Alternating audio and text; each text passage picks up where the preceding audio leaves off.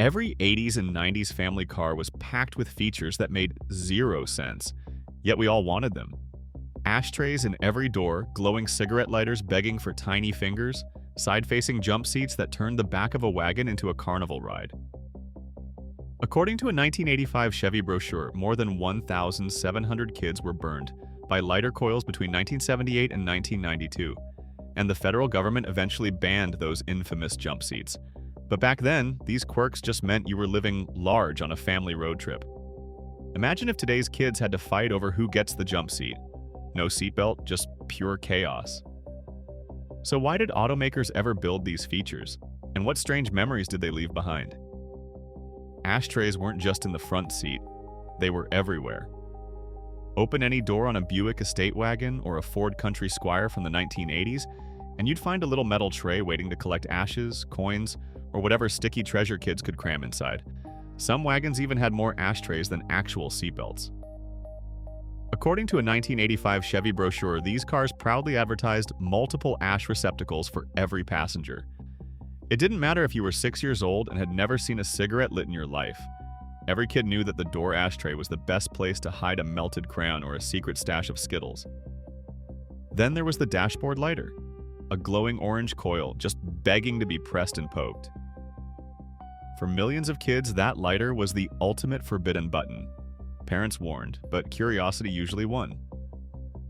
Between 1978 and 1992, more than 1,700 children ended up with burns from those dashboard lighters, enough for automakers to start quietly phasing them out. Lawsuits started piling up, and by the late 90s, lighters and ashtrays were gone from new family cars, replaced by power outlets for charging Game Boys and later cell phones. Back in the 80s, though, smoking was just part of the road trip routine. Over 40% of adults smoked in 1970, and car companies treated in-car smoking like a luxury. Dealer brochures and TV ads showed families cruising with windows cracked, everyone relaxed, an ashtray within arm's reach. Some models even offered rear seat lighters, as if the kids in the back needed their own supply. Of course, most kids just used those ashtrays for everything but ashes. Coins for the vending machine, gum wrappers, half-melted crayons, even tiny toy cars. Any parent who tried to clean out a family wagon's ashtrays probably found more petrified snacks than cigarette butts. Imagine if today's SUVs had a built-in trash bin at every seat, except with a hot metal coil next to it. By the late 1990s, public health campaigns and changing tastes turned the ashtray from a must-have to a punchline. Now, most cars don't even offer one, unless you pay extra for a smoker's package. But for anyone who grew up on backseat road trips, the memory of those little metal trays and forbidden lighters is burned in forever. Sometimes literally. Jump seats in the back of a station wagon were the ultimate playground on wheels. Climb into a Ford LTD Country Squire or a GM Custom Cruiser from the early 1980s, and you'd spot those sideways or rear-facing seats tucked behind the rear axle. No seatbelts, no headrests, just a thin vinyl cushion and a view straight out the back window. Kids would spin around, make faces at the cars behind, and launch into epic games of rock, paper, scissors as the world whizzed by in reverse. There was nothing quite like the feeling of a sudden stop, sending everyone sliding across the bench, legs tangled, giggling or shrieking as groceries toppled from the cargo bay. Automakers love to brag about these seats. According to GM's 1979 B-Body platform notes, wagons were designed for maximum occupancy for suburban lifestyles. Ford's engineers called their jump seats family flexibility in internal memos. The real translation, squeeze in as many kids as possible for the trip to grandma's, even if it meant a few bruised elbows and a complete disregard for modern safety. Back then, 3 across bench seats were just as wild. The front row of a Chevy Caprice or Oldsmobile Cutlass Supreme felt like a living room sofa on wheels. Kids fought for the prized middle spot, pressed up against Dad as he shifted gears. There was no center console, just a flat expanse of vinyl or velour. One wrong turn, and everyone slid into the driver's lap, arms flailing for balance. Families joked about the seatbelt shuffle, since most cars barely had enough belts for the front bench, let alone the back. By the mid-1980s, regulators started to notice the problems. The National Highway Traffic Safety Administration banned new side and rear-facing auxiliary seats after September 1st, 1986, citing crash test failures and injury risks. Automakers like GM and Ford quietly dropped jump seats from their wagons for 1987. At the same time, front bench seats began to disappear too.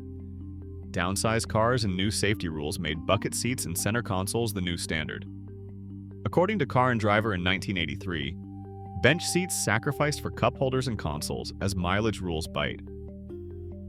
Imagine a Tesla Model Y with side-facing jump seats and no belts, kids waving at traffic, parents up front on a single sprawling bench. Today, the idea sounds unthinkable. But for anyone who grew up in the back of a family wagon, the memory of those walled, unbelted rides is burned in forever. Equal parts fun, and looking back, just a little terrifying.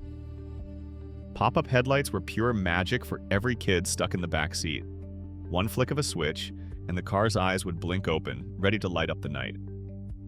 Mazda's RX-7, Pontiac's Fiero, even the Corvette and Ferrari 308, if it had pop-up lights, it was instantly cooler. But ask anyone who grew up in the 80s and they'll remember the real game. Begging Dad to flip the headlights at every stoplight, just to watch them wink. The truth behind those pop-up wonders wasn't nearly as smooth as the commercials made it seem.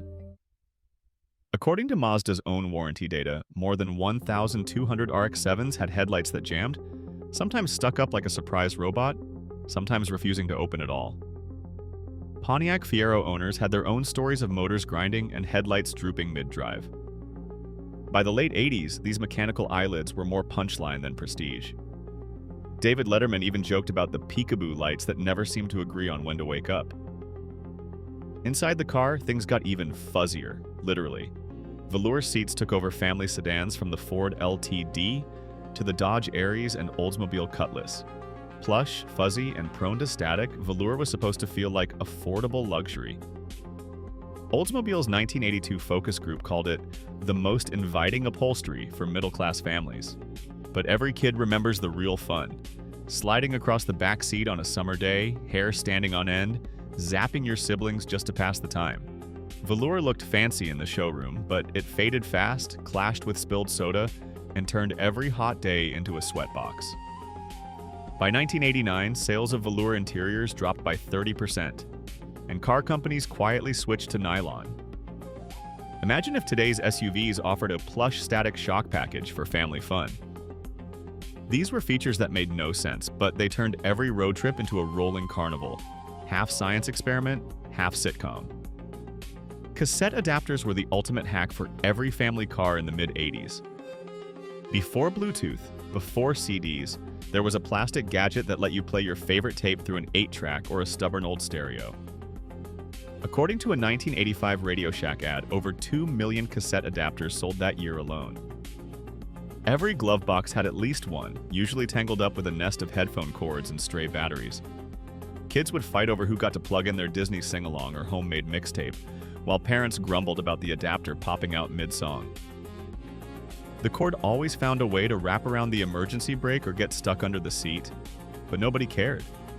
This was the only way to bring your music on the road. Imagine explaining to a teenager today why you needed a fake tape just to play your own tunes. Then came the car phone, the original status symbol, and possibly the least practical device ever bolted into a family sedan. Lincoln Town Cars and Cadillac DeVilles in the late 80s offered phones that weighed nearly 7 pounds with a coiled cord thick enough to tow a bicycle. According to FCC records, the car phone boom exploded after cell deregulation in 1984, with automakers rushing to offer built-in units. The commercials made it look glamorous. Dad closing a deal from the highway, Mom calling ahead for dinner reservations. In reality, the phone barely reached the back seat, overheated after 10 minutes, and dropped calls whenever you left the city limits. Most kids just used it to pretend they were calling the president or to prank dial the neighbor's house. By the early 90s, the brick phone was toast. Handhelds took over, and the built-in car phone became a punchline. Imagine a Tesla today with a 7-pound handset and a $1,200 monthly bill just for the privilege. These were the in-between gadgets, too advanced for their time, too clunky to last, and unforgettable for anyone who ever untangled an adapter cord or faked a call from the back seat. Nothing said luxury in the family car world like a giant hood ornament gleaming on the end of the hood. Cadillac's Flying Goddess, Lincoln's chrome rectangles, even the Leaping Jaguar, these badges were the ultimate status symbol.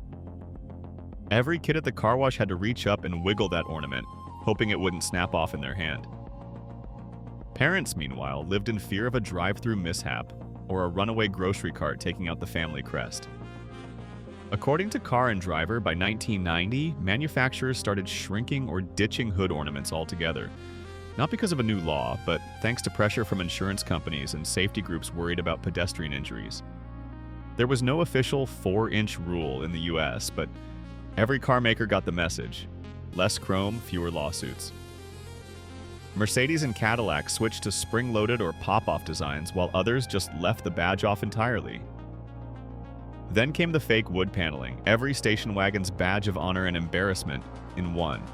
Ford's Country Squire and Chrysler's Town & Country wore vinyl wood grain like a badge of suburban pride. From a distance, it looked almost classy. Up close, it was just patterned plastic glued over steel. By 1985, sales of wood-paneled wagons had dropped by 40%, and owners started swapping stories about the panels peeling in the summer heat or curling up at the corners after a winter of road salt. Oldsmobile's 1977 focus group called the look nostalgic, but by trade-in time, most families were just tired of explaining the splinters were printed on. Imagine a Tesla Model X with stick-on walnut siding and a chrome swan up front. Probably not coming soon. Today, hood ornaments are museum pieces, and wood paneling lives on only in Hot Wheels and family photo albums. These features didn't make cars faster, safer, or more practical. They just made them memorable. For kids of the 80s and 90s, every badge and fakeboard was a reminder that sometimes style mattered more than sense. Floor-mounted high-beam switches were a rite of passage for anyone who rode shotgun in a family car before 1985. Tucked beside the accelerator, the little metal button was just waiting for a curious foot. One stomp, and the headlights would blaze into high-beam mode, sometimes at the worst possible moment. According to Chevy service bulletins, accidental flashes at oncoming traffic were so common that police cruisers and work trucks were the main reason the feature stuck around as long as it did. But for families, it meant every kid in the front seat eventually triggered a light show, usually by mistake. By 1985, most automakers moved the high beam control up to the steering column, where it was harder to hit by accident and less likely to get clogged with road salt or spilled soda. Then came the built-in tissue box slot, one of the strangest attempts at family convenience. Chrysler and Oldsmobile sedans in the late 80s offered a special dashboard recess, supposedly designed for a standard box of Kleenex. The idea? Tissues always within reach for sneezes or sticky fingers. The reality? Almost no brand of tissue fit the slot, boxes jammed at weird angles, and most families just crammed napkins or snack wrappers inside. According to a 1988 Oldsmobile owners survey, over 60% of drivers said the slot was useless or went unused.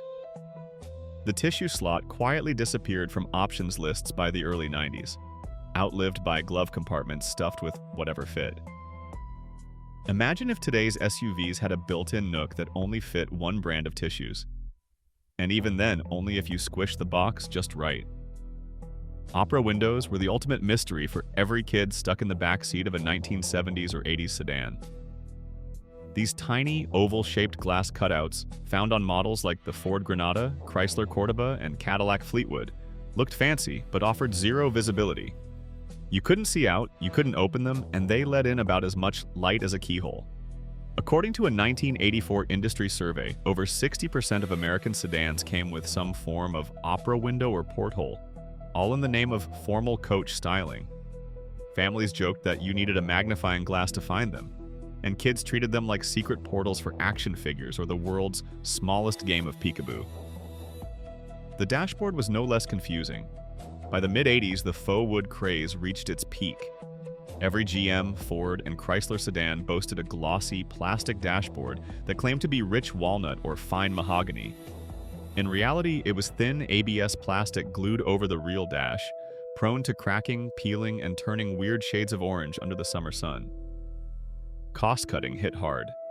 By 1981, most cars had switched from real veneer to plastic, and by 1984, nearly two-thirds of dashboards in American cars were fake wood. Parents covered them with homemade mats, kids scratched their names into the surface, and every family had a story about a chunk of wood falling off during a road trip. Imagine a Tesla today with a plastic dashboard that peels like a sticker. Somehow, that was the height of luxury back then. Automatic seatbelts on tracks were the family car's answer to a problem nobody asked for. Step into a late 80s Toyota Camry or Ford Escort, and you'd find a seatbelt that zipped along the doorframe like a tiny robot, ready to pin you in place the moment you shut the door. Kids waved their hands to trigger the belt, pretending the car was alive. For parents, it was just another step in the daily battle with car safety. These belts were supposed to solve the problem of people forgetting to buckle up. Instead, they created a whole new set of headaches. The lap belt still had to be buckled by hand, but the shoulder strap would glide up and down automatically, sometimes catching hair, jackets, or even the family dog. According to NHTSA data, more than 300 complaints poured in during 1990 alone. Belts jammed, motors failed, and passengers got trapped. Some recalls followed, but the fixes rarely worked for long. Congressional hearings in 1989 featured parents describing kids stuck in the back seat, doors refusing to open, and injuries from belts that locked at the worst possible moment. Automakers leaned on these systems because airbags were expensive and regulations demanded some kind of passive restraint. Ford and GM ran commercials boasting, "No buckling required." But the reality was far less convenient. By 1995, airbags became mandatory and automatic seatbelts vanished almost overnight. Imagine a Tesla today with a motorized belt that could trap you in your seat if the battery died. It sounded futuristic, but for anyone who rode in a 90s sedan, it was just another weird chapter in the story of family car features that made no sense. In 1985, Chevy brochures proudly listed ashtrays in every door, while over 1,700 lighter burn claims were filed between 1978 and 1992. Automakers raced to outdo each other with pop-up headlights, 7-pound car phones, and fake wood paneling. Features that now seem bizarre, but once defined the family car experience. Federal safety actions, like the NHTSA's mid-1980s ban on jump seats and the 1990 4-inch limit on hood ornaments, spelled the end for many of these quirks. Yet some questions linger, such as why tissue box slots never fit standard boxes, or why automatic seatbelts, despite 300-plus complaints in 1990 alone, lasted so long. Today, none of these features survive in new models. But according to period ads and sales data, they shaped decades of family road trips. The evidence is clear. These features made little sense by today's standards, but they made our childhoods unforgettable. They may be gone, but they'll always be part of our childhood road trips.